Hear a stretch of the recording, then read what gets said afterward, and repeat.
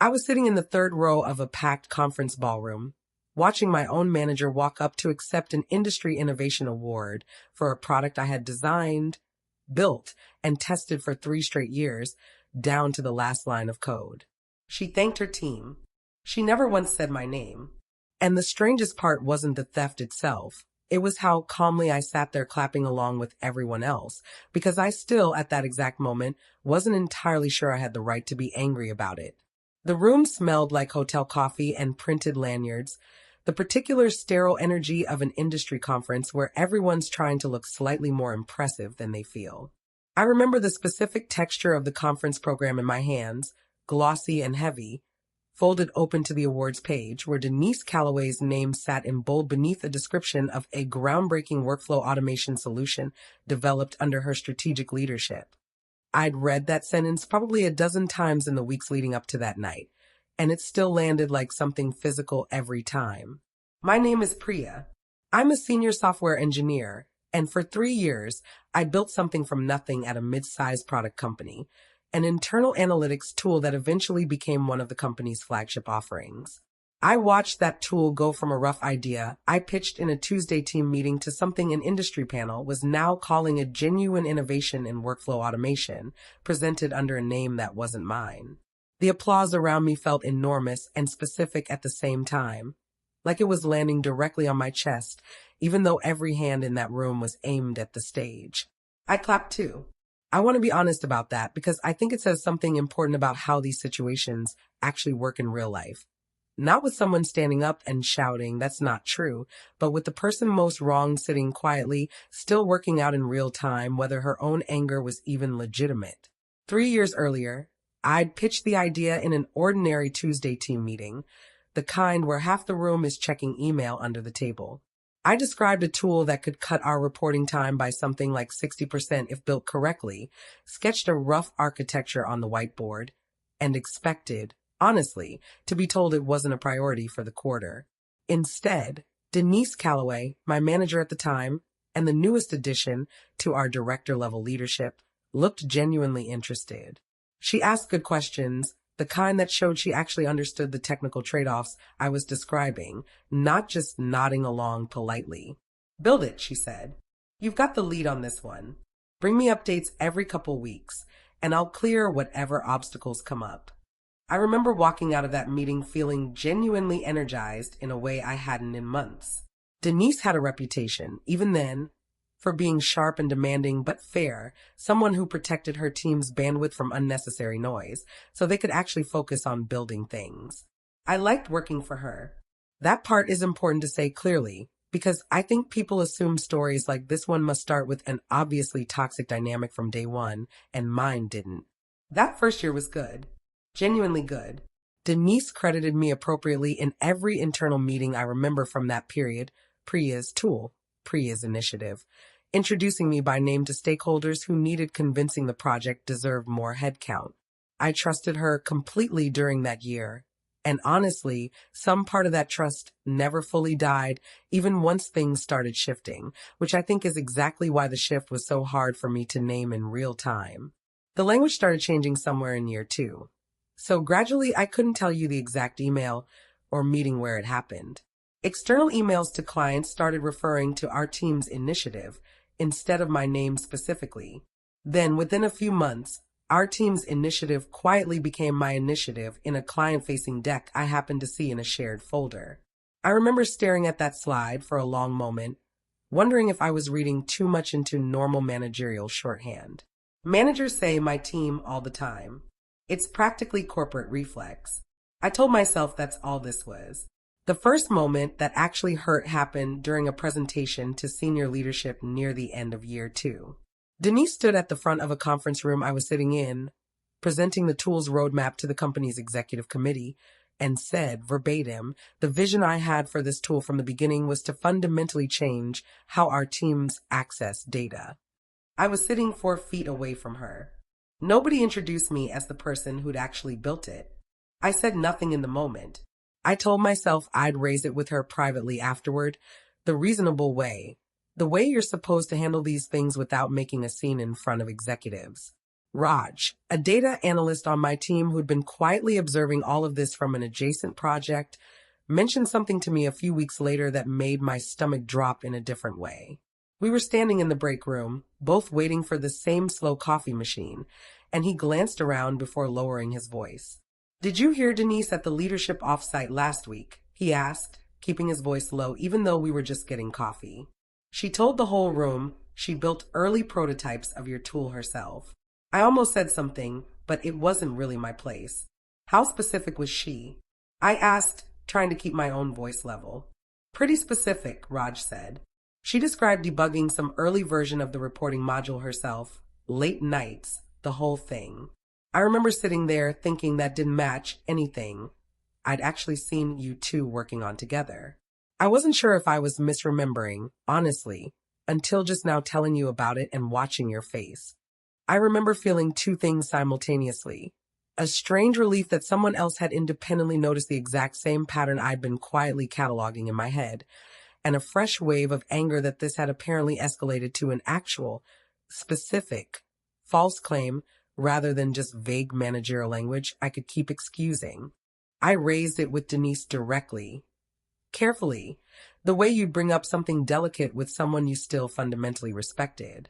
I told her I'd appreciate being looped into external presentations about the tool going forward, since I was the one who could speak most directly to the technical details anyway. She was warm about it, immediately apologetic in that easy, practice way senior people are when they want a conversation to end quickly. "Of course," she said. "That's totally fair. I'll definitely loop you in next time." She never did. A few months later, I learned secondhand, through a colleague who'd seen the announcement before I had, that Denise had been invited to present the tool at a national industry conference, the same conference where, eventually, I'd end up sitting in the third row watching her accept an award for it. There was no mention of me anywhere in the conference program. Not as a co-presenter. Not as a contributor. Just Denise Calloway, Vice President of Product Development, presenting what the program description called her team's groundbreaking workflow solution. I remember pulling up the conference website myself that same evening, scrolling through the speaker bios until I found hers, reading the description of the session 3 or 4 times, waiting for my name to appear somewhere in the fine print. It never did. I sat with my laptop open on my kitchen table for a long time that night, feeling something shift from disappointment into a colder, more determined kind of clarity. This wasn't just an internal meeting anymore, contained within 4 walls where maybe, someday, I could quietly set the record straight. This was now part of the actual public record of her career, printed in a program that thousands of industry professionals would see, cited potentially for years afterward as evidence of her strategic vision. Which brings us back to that ballroom, watching her walk up to accept the Innovation Award months later. 3 years of my own work distilled into an acceptance speech that mentioned an incredible team effort without ever specifying which incredible team member had actually written the code. After the ceremony, once the room had thinned out and people were milling around with drinks, I finally found Denise near the edge of the reception and raised it directly, my voice steadier than I expected it to be. "I built that tool," I said. "I've built it for 3 years. I think it's strange that my name hasn't come up once in any of this." Denise's expression shifted into something practiced and patient, the exact tone you'd use with someone you were gently managing rather than actually hearing. She glanced around briefly, as if checking whether anyone else was close enough to overhear, before lowering her voice slightly. "I understand this feels personal," she said. "But at this level, projects get attributed to leadership because leadership carries the accountability for them. That's just how visibility works once something reaches this scale. I'd hate for this to become about you not being a team player, Priya. That's not a reputation you want, especially not at your stage." "I'm not trying to make it about me," I said. "I'm trying to make it accurate." "I hear you," she said, in a tone that made clear she didn't intend to do anything differently. "Let's talk more when we're both back in the office. Tonight's really not the night for this conversation." There wasn't going to be a better night. I understood that even as she said it, watching her already turning slightly towards someone else approaching to congratulate her. I left that conversation doing something I'd done constantly for 3 years without quite naming it, doubting myself. Wondering if maybe I really was being difficult oversensitive, unable to see the bigger picture the way someone at Denise's level apparently could. It took me embarrassingly long, driving home that night, to recognize that reframing tactic for exactly what it was, a practice redirect that turned a legitimate professional grievance into a character flaw I was supposed to feel ashamed of. I sat in my car in my own driveway for almost 20 minutes that night before going inside, running the conversation back over and over, trying to identify the exact moment I'd let her steer it away from the actual point. I stopped trying to address it emotionally after that conversation. Instead, I started documenting it methodically, quietly, the way you'd build a technical case rather than a personal grievance. I pulled together original design documents with clear timestamps from 3 years earlier. I gathered early Slack messages where Denise herself had written great work. This is exactly the direction I want you leading on back, when she was still crediting me properly. I compiled Git commit histories showing 3 straight years of near daily commits under my own account, against Denise's account showing essentially nothing beyond project management comments and the occasional code review approval. It took me most evenings over about 6 weeks, working after my son went to bed, cross-referencing dates against calendar invites, matching internal Slack threads against the external presentations Denise had given during the same windows. I built a spreadsheet, eventually with 3 columns, the date, what I'd actually done that was documented internally, and what Denise had claimed externally during that same period. Laid out side by side, like that, the pattern stopped looking like something I might be imagining and started looking like something almost clinical in its consistency. Raj offered to help once he saw what I was building. It turned out he'd been quietly keeping his own smaller notes about similar patterns affecting his contributions to adjacent projects. Nothing as extensive as mine, but enough to suggest this wasn't an isolated dynamic unique to me specifically. I wasn't sure it was worth bringing up on its own, he told me, showing me a much thinner, but similarly structured document on his laptop.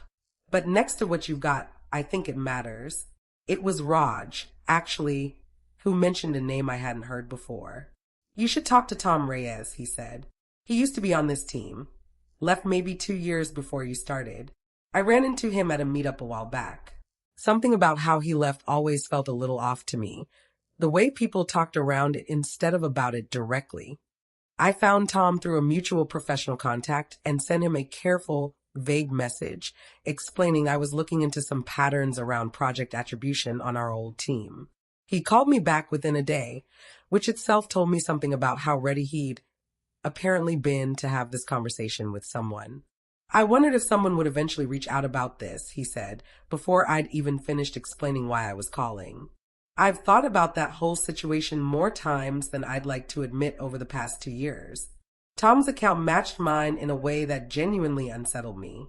4 years earlier, he'd built a customer-facing dashboard that had become, in his words, basically the reason Denise got her VP promotion in the first place. Credit had shifted gradually, the same way it had with me. Internal recognition at first, followed by slow linguistic erosion in external communications, followed eventually by Denise presenting the finished product to leadership as her own strategic vision. There was this one meeting, Tom told me, where she used almost the exact phrase you just told me she used with you, the vision I had from the beginning. I remember sitting there thinking, you weren't even in half the technical planning sessions where that vision actually got built. But what was I going to do? Stand up in front of the whole leadership team and call her a liar? I was 2 years into my career. She was already a director heading toward VP. I didn't fight it, Tom told me, and I could hear something like old exhaustion in his voice even years later. I was newer then, less senior, and going up against someone at her level felt like professional suicide. I just left, found a better job somewhere else within a few months, and told myself it wasn't worth the fight. I think about it sometimes, honestly, whether I should have said something before I walked away. I'm glad someone finally is. Would you be willing to put any of this in writing? I asked him, bracing for hesitation. He didn't hesitate at all. Send me whatever you need me to sign, he said. I should have done this 4 years ago. I'm not walking away from the chance to do it now. Hearing Tom's account confirmed something I'd been almost afraid to fully believe. This wasn't a unique dynamic between Denise and me.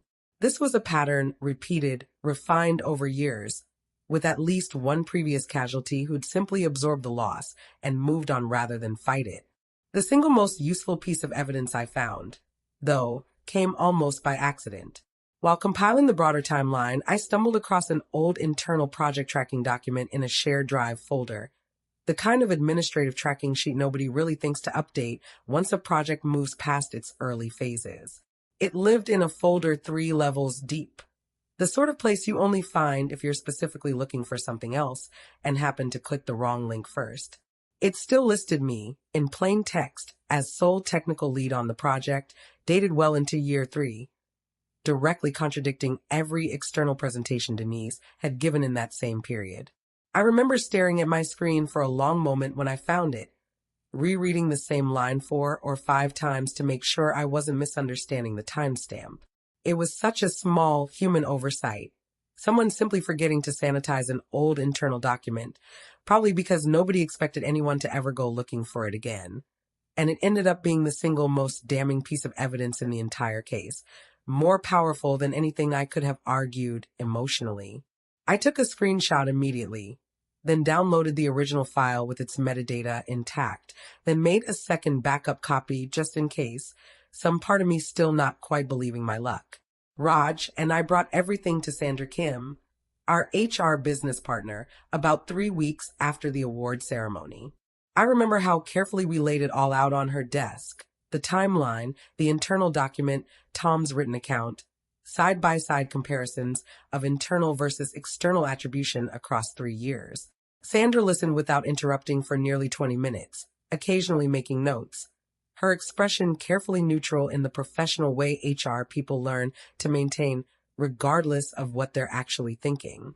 Sandra was visibly cautious at first, and I understood why, even as it frustrated me in the moment. "I want to be straightforward with you both," she said, setting down her pen. "Formally investigating a VP is a significant step, and I need to make sure whatever we move forward with is airtight before it goes any further. I'm not saying this to discourage you. I'm saying it because I want this to actually hold up, not get quietly dismissed for lack of process." She wasn't dismissing us. She was being realistic about the institutional weight of what we were asking her to do. "What happens if it doesn't hold up?" I asked her. "Then we'll know that before anyone's career gets damaged based on an incomplete picture," she said. "But I'll tell you honestly, looking at what you've already put together, this is more thorough than most cases that come across my desk. Give me a few weeks." It took HR nearly 3 weeks to complete their review, cross-referencing the internal tracking document against Denise's actual conference program materials, external presentation slides, and the award submission paperwork itself.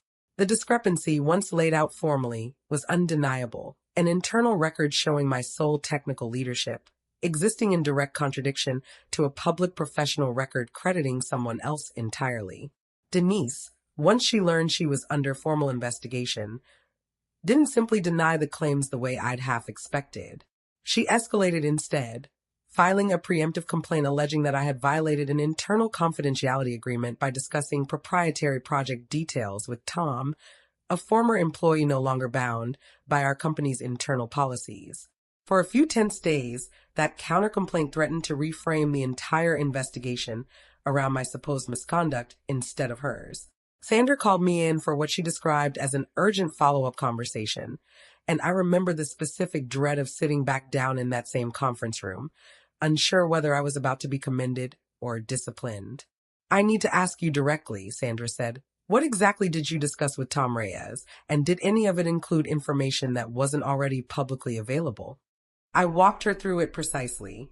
The conference program listing, which was public, the award submission materials, which were part of the public record once the ceremony had happened, general professional context about how the project's attribution had shifted over time, which Tom had experienced directly himself, not information I disclosed to him. Nothing about internal architecture, nothing proprietary, nothing that hadn't already been made public by Denise's own presentations. It backfired completely, and I think that reversal is the part of this story I still find most satisfying to this day. My own documentation showed clearly that everything I discussed with Tom was limited entirely to information Denise herself had already made public: conference presentations, publish program descriptions, an award submission that was a matter of public record. Nothing proprietary had changed hands at all. HR determined that Denise's countercomplaint wasn't just baseless, it was retaliatory, filed specifically in response to a legitimate internal investigation into her own conduct. What she'd intended as a weapon against me became, instead, an additional violation stacked directly onto the case against her. Denise was formally reprimanded and demoted from her VP role within 6 weeks of that countercomplaint collapsing. The company issued a corrected internal record acknowledging my original authorship of the project, and more meaningfully to me, submitted a formal correction to the conference organizers regarding the original award submission and program listing. It wasn't a dramatic public reversal, no retraction ceremony, no headline anywhere, just quiet institutional paperwork, filed and finalized, the same unglamorous way most real justice actually resolves. I ran into Denise exactly once after the demotion, in the elevator of all places, both of us reaching for the same button on different floors. Neither of us said much. She looked smaller somehow, not physically, just in whatever quality had made her fill a room so completely before.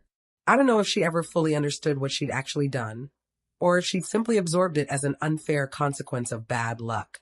The file someone forgot to sanitize, the former employee who happened to answer his phone. I've stopped needing to know which version of understanding she settled on. It doesn't change what got corrected. Tom reached out again once he heard how everything had concluded, and I could hear something lighter in his voice than during our first conversation. I never thought anyone would actually go back and fix any of this, he said. Even just hearing that it happened for you, that it got corrected, does something for me too. I don't know if that makes sense. He mentioned that the company had reached out to him directly as well, offering a similar formal acknowledgement for the project he'd built years earlier, something he said he hadn't expected and almost didn't know how to respond to after 2 years of just quietly letting it go. It made complete sense to me. I think part of what made this so disorienting for 3 straight years wasn't just the theft itself, but the specific, practiced way Denise turned any attempt I made to address it into evidence of my own character flaws. Not a team player, too focused on personal credit, missing the bigger picture. It took me embarrassingly long to understand that the actual solution was never going to be a confrontation where I finally said the perfect, righteous thing and she crumbled on the spot. The actual solution was patient, unemotional, methodical documentation, the kind that doesn't need anyone's testimony or emotional conviction to be believed, because the facts simply speak for themselves once you've gathered enough of them in one place. Raj and I still work together, and our team dynamic has shifted in small, meaningful ways since all of this concluded. More explicit attribution in project documentation across the board now. A habit I don't think anyone consciously decided to adopt so much as absorb from watching how badly things had gone without it. Our new director, promoted internally after Denise's demotion, actually opened one of our first team meetings by asking each person to describe, in their own words, exactly what they were responsible for building on the current roadmap, and had someone write it down in a shared document right there in the meeting. Nobody mentioned why that suddenly felt important. Everyone understood anyway. I still think about that ballroom sometimes, the specific, strange discomfort of clapping for something that was mine while doubting whether I had any right to feel what I was feeling. I don't doubt it anymore. I've learned that the quiet, patient version of standing up for yourself doesn't always feel as satisfying in the moment as I once imagined a dramatic confrontation might feel. But it's the version that actually holds up. Months and years later, once the paperwork is filed and the record is corrected and the applause, whenever it comes again, finally lands on the name it was always supposed to. She spent 3 years making sure my name never appeared next to my own work. She just never planned for the one internal file she forgot to change, and neither of us ever expected it would be enough.